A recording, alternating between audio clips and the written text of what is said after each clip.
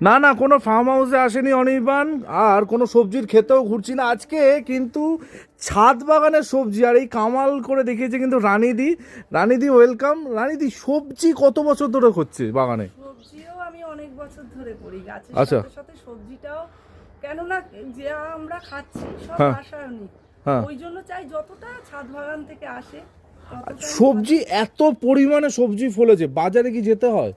যাই, তবে সবজি তুলতে ইচ্ছে করে না, মানে দেখতেও ভালো লাগে, যখন তোলার সময় হয় তুলি, কিন্তু মানে এটা একটা শখ বললেই হয়, খাওয়াও হয়, মনের শান্তি।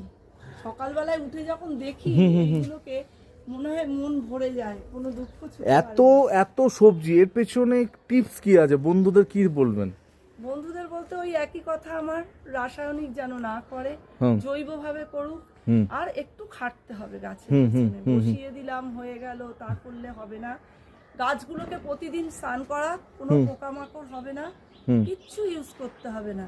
কেন আমি সবজি গাছে কিছু ইউজ করি না, যখন দেখি যে কোনো সমস্যা, অ্যালোভেরা আর হলুদকে ভিজিয়ে আমি গাছে করি। অ্যালোভেরাকে মিক্সিতে আমি গ্রাইন্ড করে ওই অ্যালোভেরার জলটার মধ্যে হলুদ গুঁড়ো মিশিয়ে আমি গাছে স্প্রে করে দিই। তাই জন্য আমার মানে সবজি গাছে কোনো রকম রাসায়নিক দিই না।